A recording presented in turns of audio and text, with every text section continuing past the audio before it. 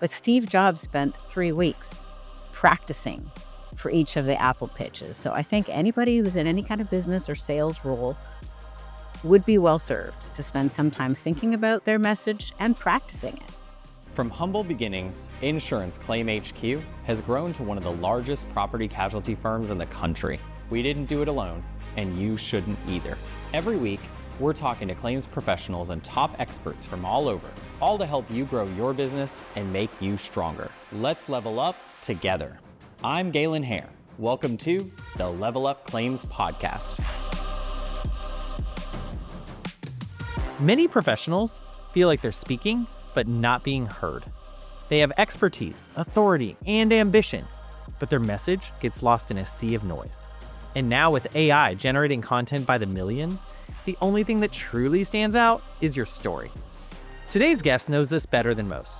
Aurora Winter is a creative entrepreneur who's launched several seven-figure companies. She's been featured across TV, radio, and podcasts, and she authored the book, Turn Words into Wealth, exploring how to convert words into real revenue. Whether you're launching a business, building your brand, or leading a team, it's important to turn your narrative into influence, and your influence into income. Let's hear from Aurora Winter. Aurora, thanks so much for joining us. It's great to be on the show with you. So I'm super pumped to have you. I have to know though, what was your path to becoming an author and then eventually helping others? Oh my gosh. Well, I have started as somebody who's just fascinated with books. I love books. My life changed when I read The Lion, the Witch, and the Wardrobe at age 9.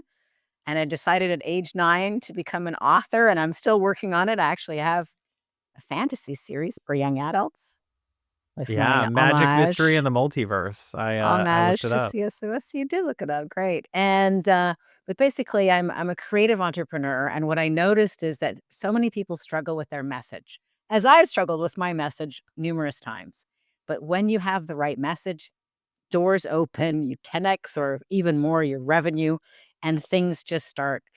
And I notice people spend so much time, like they're working on their product, they're working on their service, they're working on their culture, they're working on their systems, but they don't necessarily spend enough time working on their message. And that can create a huge breakthrough. I tend to agree with that. I think the messaging is so important. And I think one of the things that's kind of interesting is you didn't just, well, your book kind of says it itself. It's turn words into wealth, right? Yeah. And it is this idea. And the first time I remember, so I'm 41. I think I'm 41. I'm pretty sure I'm 41. The first time I remember seeing anything even remotely like this was Oprah. You Yeah. know, so talk to me a little bit about how you dissected this process. Like how did you research this to ultimately put this into book form so we could all use it? Well, it's kind of fun because I'm actually revising Turn Words into Wealth right now. So I was deep into the story of it, editing it before coming on the call. And I'd like to say that this was all research done by third parties, but honestly, a lot of it was like, holy shit, we're eating rice and beans. We have to do something. Something's not working. And I think there were several times when my life just went from struggle to thriving, caused by just a couple of words. So, for example, at one point, my husband and I were selling boats as selling them into our charter fleet, which we rented. I thought it was $1 million idea, but I buried people in IT bulletins and 60-page documents explaining the tax shelter. But when I said, "Well, I have a really great idea, but we're still eating rice and beans. What's wrong?" And finally realized people didn't really want a tax shelter. They wanted a boat and an excuse to buy to buy the boat. They wanted the fun of the boat. They didn't want all this 60-page documentation. So what I created was 5 weeks of sun, fun, and tax shelter. Like, what? 5 weeks of sun, fun, and tax shelter? That's surprising. It catches your attention because we structured it as 10% personal use, which is 5 weeks, which is most people don't use their boat for more than 5 weeks. And basically the government paid for it. So, but the idea was good, but until I nailed the message, 5 weeks of sun, fun, and tax shelter, the phone didn't ring. As a result of that message, we sold $3 million of boats in one weekend. We got on the cover of magazines. Like the phone started ringing. It was just what was required. And then later I studied the neuroscience of communication. And that's an example of a kind of an interrupt, a pattern interrupt. What? 5 weeks of sun, fun, and tax shelter? That doesn't go together. And so I really encourage everybody, if they want to turn their words into wealth, I mean, words are free, but thinking about the words and collecting the stories and communicating them effectively does take some time. But Steve Jobs spent 3 weeks practicing for each of the Apple pitches. So I think anybody who's in any kind of business or sales role would be well served to spend some time thinking about their message and practicing it. Collecting stories. You want to collect stories of, you've, I'm sure, got a lot of these, the hell to heaven transformation that you provide your clients. Yeah. Yeah. It's Yeah. so Yeah. important. And I think, it is interesting. I don't think I quite realized from your bio and my research at least that you didn't study neuroscience until after you had done Yeah. that boat business. So that's really cool. So, I mean, that strikes me that it was obvious then why you went to study it, because that was going to be one of my questions. But I think that's what people ignore is they tell stories. People Yeah. listening to this podcast right now, they might be the best salespeople in the world in their opinion, and they might be very good. So they say, "Well, I don't need that because I'm a good salesperson."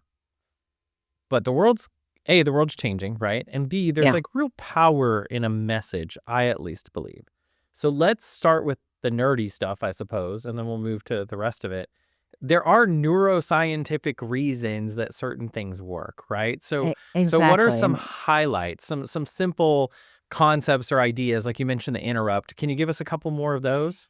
yeah, I can give you the 3 steps to the neuroscience, but just to circle back around to what you just said, if you're a good storyteller, you're selling without selling. There's no resistance to hearing a dramatic story. But if you're attempting to persuade or pushing against something, might be perceived as manipulative as a salesperson. So, best tool you can have in your toolkit when you're wanting to sell something is stories. So, the neuroscience of communication, there's 3 steps to effective communication, and it's how our brains are wired. So, if you know how the brain is wired, you might as well take advantage of that wiring. The first step is we need to get past the ancient reptilian croc brain. And that is a filtering mechanism for, is this new? Is this interesting? Is this valuable? Or is this the same thing I've heard millions of times? This is where AI content, because it's all becoming the same, it doesn't necessarily meet the croc brain. So the title of a book, Turn Rich into Wealth, that's croc brain. 5 weeks of sun, fun, and tax shelter, that's croc brain. It's pattern interrupt. It's like, oh, that's interesting. That's unusual. I haven't heard that before. That's novel. Or there's some benefit in it. Turn rich into wealth, benefit. So once you get past the croc brain, the second step is the social midbrain. So even like you could imagine crocodiles in a moat. Mm-hmm. And to get the drawbridge to come down, you need a good message. If you don't have a good message, you might be speaking at length, but you don't actually have any communication because there's not listening. Once you do get the drawbridge to go down and you trot in on your horse, you're not immediately met at the gate by the king and queen, by the decision makers. You're met by other people. And so the social midbrain is very attuned to what's the status of the messenger. That's why it's great to be an author, as you were an author. An author is an authority, so you've got status. Social midbrain is what we're doing right now. I think you're worth talking to, and vice versa. So that checks that. Or, for example, this book's got a couple of awards on the cover. So you want to hit the social midbrain, and you can do it in a sentence. You know, my client, blah blah blah, or a little social proof. And then the third step, and it needs to be in this sequence. You go and talk to the king and queen, to the decision makers. And yes, I know that all generalizations are false about male and female, but just to make a generalization, there's sides of your brain. And let's just imagine that the king likes data, but the queen likes stories. So you want to make sure that you're flipping back and forth between data and stories. If you only share data, you will actually trigger the analyst brain, which always wants more data and doesn't decide. So you actually are really benefited by having a story because that bypasses that. And actually, the neuroscience of decision making is very fascinating. People actually decide emotionally, and then they rationalize a second later with the data, thinking they've made a logical decision. But actually, it doesn't work that way. Well, I think anyone that's dated the wrong person knows that, right? Um, I mean how many times though? Seriously, like it makes a lot of sense. Like how many times do you pick someone based on your emotions or your gut, and then you start telling yourself all the reasons they're the right person. Yep, that's But so true. but then shocker, they're not. So Yeah. no, I mean that all makes a lot of sense, and I think that kind of sets the table for what we're doing here today. So I want to kind of add the thing that I think overhangs all of this. Like I think if we're talking about this book 6 years ago, this doesn't come up, right? But today, I don't think we can have this conversation without addressing AI because Exactly. there's someone at home saying, "That's cool. That's nice that you might want to spend time with me and help me refine my story. But you know what? ChatGPT already knows who I am. They can research me, and I'm just going to have them write my book." Why? Why does that not work from a communication slash ultimately leading towards revenue standpoint? Yeah. Well, I want to say that I think AI is a great tool, and I use AI every day. ChatGPT, Claude, other things are really great. But here's the trick: it's actually super hard to write a really great book. Just like brain surgery is super hard, or I'm sure your work requires expertise to really know where, is this a fair offer? Can we get more money? Being a litigation attorney is difficult. So you cannot guide the AI to give you higher quality output than you yourself know how to create. Just like, yes, everybody can talk, but there's a difference between talking and creating a New York Times caliber of business book. So, by all means, use AI and really lean into what are your stories? What are the stories of your clients that you have changed? Gather those stories, gather those myth busts. Great communication has a structure underneath it. I've given a hint of it there with the 3 steps of the neuroscience and use AI to polish it. But if it really matters, if you really want to have a brilliant book that drives business, unless you have already spent 10,000 hours writing and studying structure, you'll probably get something very average because LLMs, they're average sentence completions. So by definition, it's average. But where you can make it extraordinary is you're the only person with your stories. So add your stories. And yes, my business, Same Page Publishing. I'm wondering about this. I'm like, really? I need to pivot my business. That could happen. But what we do is we interview people, or I interview people. And for example, my client's been stuck before he started working with me for 12 years to write his book. And he's a podcast host and a speaker. He's a very powerful communicator, but it's hard to write a really great book.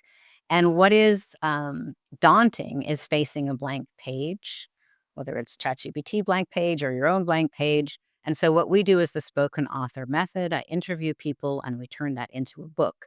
And what happens time and time again is that the book gets deeper and it introduces a new component that wasn't there before because you have a curious, present human being asking you questions.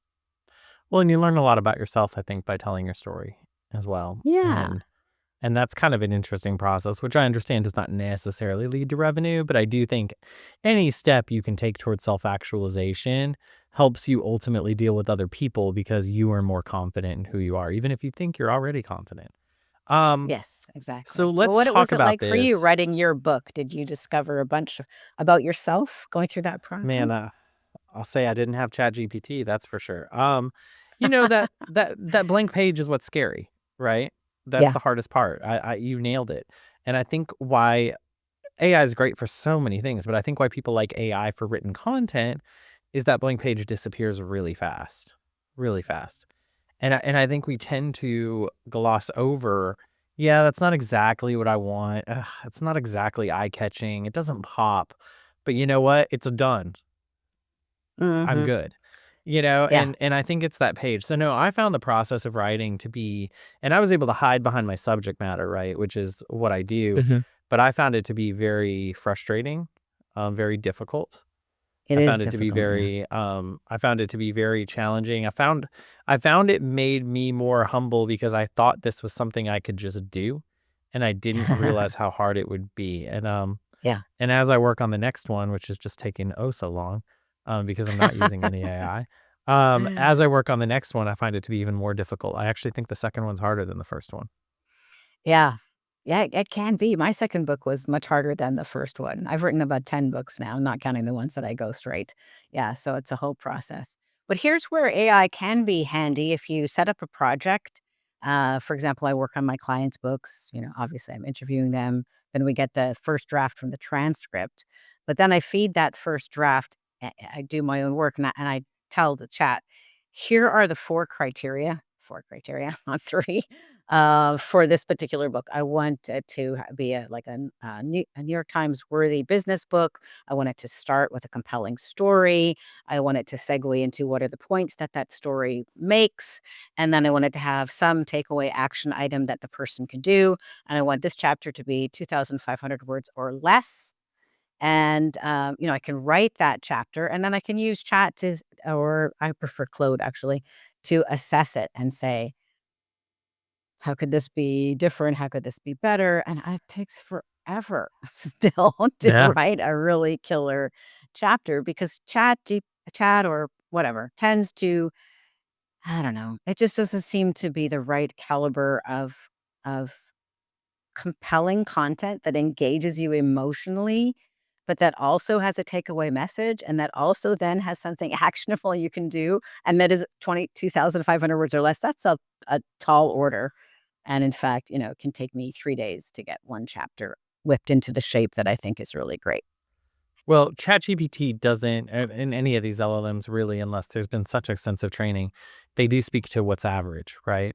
And the Yeah. problem is emotionally compelling in our society is not average. That is not how we Emotionally compelling communicate. is not average, that's exactly right. That's why I benefit from having been a film and television producer and had, over 250 hours of programming. So, the hero's journey story structure is one of the story structures that underpins great communication, which is basically, what's the big problem? What's at stake? 3 points of struggle, and then the turning point, and then, everything gets better after the turning point. And the turning point is the thing you want to draw people's attention to. It's your product, it's your service, it's your aha, it's the lesson. So that's a doable structure. But one thing I do want to talk about with AI, most people or like common wisdom is that, oh, human attention span has shrunk to 8 seconds. But I want to add the distinction. Yes, I think people have gotten much faster at deciding whether they want to listen to you or not. And in fact, some studies say they do that in 1.7 seconds. But that doesn't mean our attention span is 1.7 seconds. It means that we quickly assess. And that's why you need the hook to be strong. Let's talk about turn words into wealth, or let's talk about leveling up. But then there's so many successful podcasts that are 3 hours long, like Joe Rogan or Lex Friedman. So I want to just offer to the listeners, if you have a compelling message, people will listen to you a long time. But you first have to really nail your hook. And then you want to Yeah. rinse and repeat those 3 neuroscience steps. And that's the thing. I agree with you. I think it's a misnomer. I don't think it's a 1.7, 2.4, whatever attention span. It is a initial screening and vetting. Yeah. It is a, are you interested? Do I care? Yes or no? I don't need 5 minutes to decide. And I don't think, by the way, I don't think AI created that. I think social media did. I think Exactly. social media lessened that because now we're on Facebook, we're on Instagram, we've got reels. They're constantly trying to feed us content that will get us more excited. So we'll continue to buy things that they're feeding us that more advertisers are paying for. Some advertisers even paying to change our opinion, right? So the Yeah. point is, you have to get me because all I have to do to depart your message is swipe up or down or left or right. It's so You know, fast. it's all I It's not have to like you're do. stuck in So a theater and have to walk past a bunch of people to get out. yeah, I mean, you Yeah. you probably have me for 20 minutes unless you say something like racially offensive. If I'm sitting down in a physical place, you got me for 20 minutes. But Yeah. no, I mean, I agree. You get me for between 1 and 2 seconds if Yeah. I'm on my device. But And I've done that. And now even in today's Zooms, like I'll end a Zoom very fast. Not 1.7 seconds, but within 3-4 minutes, I'll say, look, I can already tell this is not going where I need it to go for me. Thank you for your time. Not going to waste the next 59 minutes of your day. Have a lovely day. Hang up. And I just think that's where we are. So, and we're going to cover the first part last, which is why we do this at all. So let's cover the last part next, which Okay. is I'm sold. I'm sold. I want to write a book. I think it's going to benefit my business, which we will cover next. Um, but I don't have a story. How Hmm. do I don't have a story. I've sat here, I've thought, I've typed, I've stared at blank pages, I've asked ChatGPT, and I can't find my story that shapes my, those pivotal moments that shape my brand's meaning that ultimately will be beneficial to me personally and professionally. What do I do? Where do I start? You're my favorite kind of client to work with. Most people come to me and they're like, I don't know. What is my message? So that's why a few conversations can be a really good place to start. If you don't think you have a story, it's probably because you're thinking too strategically out the gate. And what's important is to really connect to your heart. And what I love to do with people is just ask them, like, what were the toughest moments in your life? Like, when did you think that your marriage was going to fail or your business was going to fail or you were going to fail? What happened then? And what was the struggle? And how did you turn it around?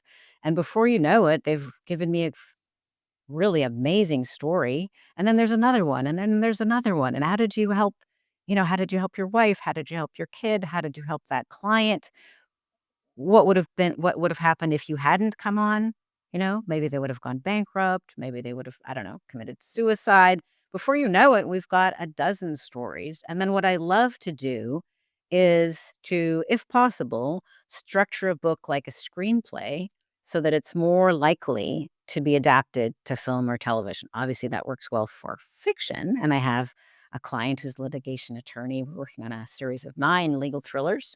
He's got over 3 million pages read and dozens of book awards, including American Fiction Award.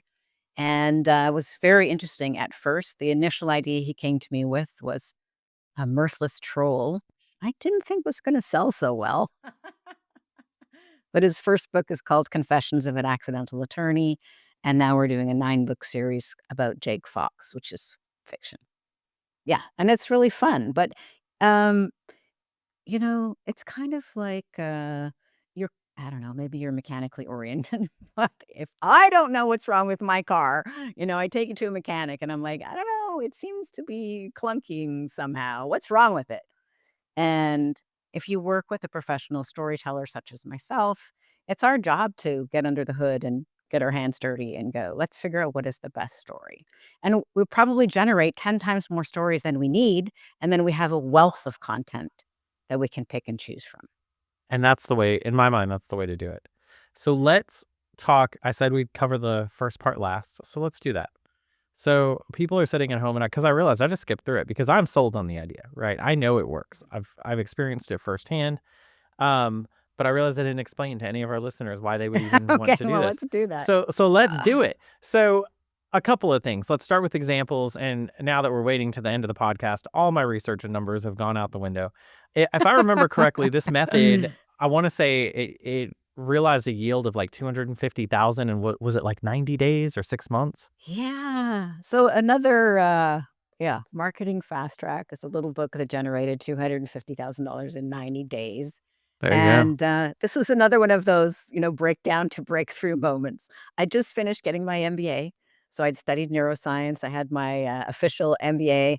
And it was kind of like one of those I could do anything and I'd have no clue, completely overwhelmed. My mother had just died. My business had completely stalled because I'd taken time off to do my MBA and I'd spent a bunch of money doing the MBA. So I'm like, okay, what do I do? Do I stay in Italy? Do I work for Netflix? Do I go back to my old business that I really didn't want to do anymore because it was the Grief Coach Academy and I was tired of talking about grief? I like starting things. I'm not so much of a maintain it for 20 years kind of a person. And so I thought, I wonder if people would want my help with their messaging, their marketing, and their books because I'm passionate about communication. And so I was interviewed for an hour, actually training Tony Robbins coaches in messaging and marketing. I'd previously been interviewed about grief coaching, which is how most people knew me at that time. And I just tidied up that 1 hour interview, which was well choreographed. Like I had designed the interview and tidied it up, turned it into a little book, this little book, Marketing Fast Track. And I offered it to my email list, which was not that big, 12,000. Free book. You just pay shipping and handling. Then they got a series of 5 videos that added more value, explained the value of a marketing funnel, explained some messaging tips that they could use right away, and then said, "Hey, if you would like more help, you can sign up for a business breakthrough call at bookcall.biz. I'd be glad to jump on a call with you and see if I could be of greater service." And that generated $250,000 of new business in 90 days. I'm like, "Okay, that was great." I mean, the revenue was great. I certainly needed it because my bank account was whisper thin after having paid for the MBA.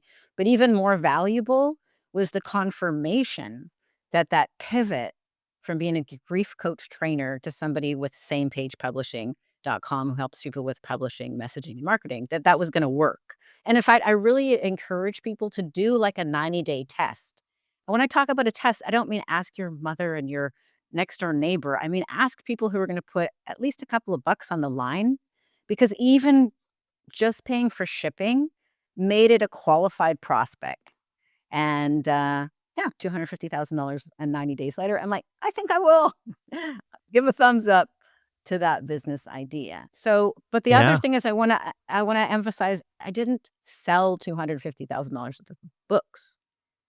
I used the book as a lead magnet for a compelling offer that that solved a problem, helped people with their books, and and now always do books that are award-winning Amazon bestsellers. I know how to launch books and create books, and I love doing it. So, but whatever people's business is, they may want to consider a little book as a lead magnet, and then later you might want a more comprehensive book that's more of a piece of intellectual property that will set you up as a keynote speaker, that will have you on, the Diary of a CEO or the Mel Robbins shows, and will take your business to the next level in terms of credibility. Well, and that brings me to the last part of our last first topic. So, which is, You're so whi- fun. I'm just loopy today. Um, so it's the 27 because yeah, this isn't about book sales. So if this is about book sales, first of all, the book industry would not be struggling if people were just making tons and tons of money off of book sales. It's not about sales at all. And one of the things you teach about is the 27x value of a story. Yeah, I love this. And and I think you started to hint on that. But what's that actually mean in practical terms like credibility, reach, conversion? Well, this is so cool because I'm always looking for data to support, what I know intuitively. So there was a book published. It's called Significant Objects. They put 100 distinct objects on eBay with a story or without a story. And they were even like, P.S., this is what we're doing. They were transparent. And the stories were written by 100 different people, professional writers, amateur writers. And the stories added significance, they added meaning. So, what is the value of adding meaning? So, for example, here's a pot mitt. I remember coming home from school. My grandmother made me cookies. We'd sit around her kitchen table. She'd take the cookies out with this pot mitt, and I'd tell her about my day, and we'd have the chocolate chip cookies. You don't get the grandmother, and you don't get the cookies, but you get the pot mitt. So, really, there's shouldn't be any increase in value in the pot mitt, but there is. And the pot mitts and other objects sold for 27 times more. So there actually is value creation by adding significance. People are meaning seeking creatures. And in fact, we had a study at the MBA, which was with wine. And they told people two testings, two different wines. You couldn't see the label. One, they said, this is a $5 bottle of wine, just the local kind of normal wine, and this other, they had this whole story, and it came from these certain grapes, which were chilled a certain way, and it's like the family's heritage vineyard, and the people's brains lit up much more differently, and their palate lit up. They had a different taste experience drinking the second wine with a story, but it was the same wine. They Yeah, were I was both gonna the say same wine. exact same wine. I knew it. Which is not the takeaway, guys. Do not lie to your audience. That is not the takeaway. That's not the takeaway. The takeaway is you actually create value. You add value when you add a story, when you add meaning. And It's something that's so cool because you can share the story with everybody without making yourself any worse off. You can give it away for free and it still adds value. And that's, I think, the biggest part, which is, I could have covered it first, but it made more sense to cover it at the end, which is, in a world today where there's so many options out there, I don't care what you're doing, you're a roofer, you're a public adjuster, and we all think we're special, and we are special, but no one else thinks we are. So you have to tell the story so people Yeah. understand why you're special. And I think that's really why I wanted you on today and why I wanted to do this podcast is I want people to understand that there's a huge multiplier in value when you Hmm. actually tell people your story. Exactly. And also to lean into sharing your moments of struggle because there is no hero's journey without struggle. The hero saw the dragon and slayed it is not a story. The No, hero was confronted by a dragon, tried all of these things, almost failed, and then slayed the dragon. That's a story. So I think exactly. when we try to appear perfect, we're not doing ourselves a service. I could not agree more. Aurora, you've been amazing. Before you go, though, I do have to ask you, what does it mean to you to level up? To level up to me means turning your story into something powerful that you own and repeat and can broadcast. I love that. Thank you so much for being with us today. You're so welcome. I'd like to thank Aurora Winter for joining us on the podcast. There was so much to unpack, and frankly, we probably didn't have enough time to get into such a dense topic, but yes, it's absolutely true. Telling your story through a book can not just be a lead magnet, but it can create an entire culture around your brand that leads to massive, massive growth, up to 27x, as you saw today. So make sure you know what your story is and make sure you're communicating it in the most effective way possible. Follow us on Apple, Spotify, or your favorite podcast player, and make sure you like and subscribe to keep up to date on our latest podcasts.